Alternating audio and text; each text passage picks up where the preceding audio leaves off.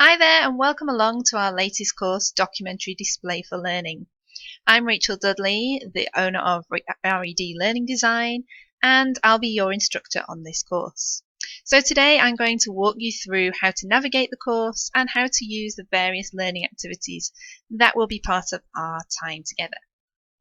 So I'm going to go ahead and log in here as a learner. And you'll find that once you've logged into your account, you'll be on the menu screen and you can see the course that you've already joined up here on the left. So if we click Continue Learning, it will take you straight into the course. So here on the contents page, you can see that the contents for this course are broken down into the 3 weeks over which we'll be learning together.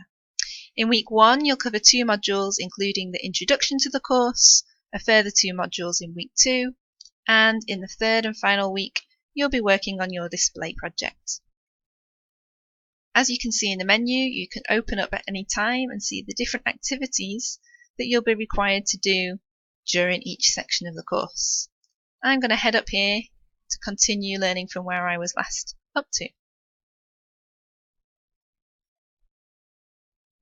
So here we are inside the course. You can get a feel for what it looks like, what it feels like, and how to move around within the course. So first thing I want to show you today is how to find and how to download course documents as attachments. If a section of the course has an attachment that you can read and save to your computer for offline, you'll see these paperclip icons here on the left to tell you that there's an attachment. Let's go into this one. This is the rubric and success criteria for your final project. The document is immediately displayed here, and by clicking on the paperclip to the left, you'll also get the PDF icon at the top, which you can just click on, and it will download that document to your computer in case you want to save it and use it later. The second thing I want to show you, which is quite important for this course, is the social features and how to participate in discussions in the course.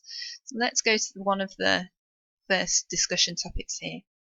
You can start a discussion under any of the activities and topics to the left just by hitting the Discuss tab up here. And this is really important, so I'm going to circle this a little bit for you. So let's go into this is one of the discussion topics that I've already started off, and it's a chance to just come tell me any questions or feedback that you've got in this discussion topic here. The next thing I want to show you is how to submit your assignments. So come back over here to the learning path and we'll go down and find the first assignment, which is in week 1. Here we go, assignment and discussion week 1. So when you click on that item in the course, it will take you to an assignment page which looks like this, with the question at the top, a brief outline of what you need to do to complete the assignment successfully, and a space here to either write something. You can write directly into here, or what else you can do is if you have a Google Drive or other cloud drive, you can just drag a document right from there, get a link for it. Please do make sure that any documents you share with us, that they have got the link sharing on and that anybody can view those documents. If you try to share a private document, then it's going to block up and not show to everybody. So I'll copy that link and stick it right in here, and then I'll be able to see anything that you produce as a Word document, a Google document, or any other photos and documents that you want to share with the class. Here's the important thing. After you have submitted this under the assignment page, you also need to go ahead to the Discuss tab and submit your link there also. This is really important because this is how your fellow learners are going to see your work. This is how you, most importantly of all, are going to be able to see your fellow learners' work, and how you're going to be able to leave them feedback. Leaving feedback is a really, really key part of this course. As a requirement of the course, you're asked to respond to at least 2 submissions of your fellow learners during each week. Please feel free to respond more than that if you wish, but providing that minimum of 2 feedback to learners really helps you all to learn from each other's really rich and valuable experience and ideas. So the next thing I want to show you, the last thing in this little introduction, is just where to go to start the course. I really recommend that you start off by reading all of the materials in the introduction section here, as well as you've already found, how to take part in this course. That's where we are right now.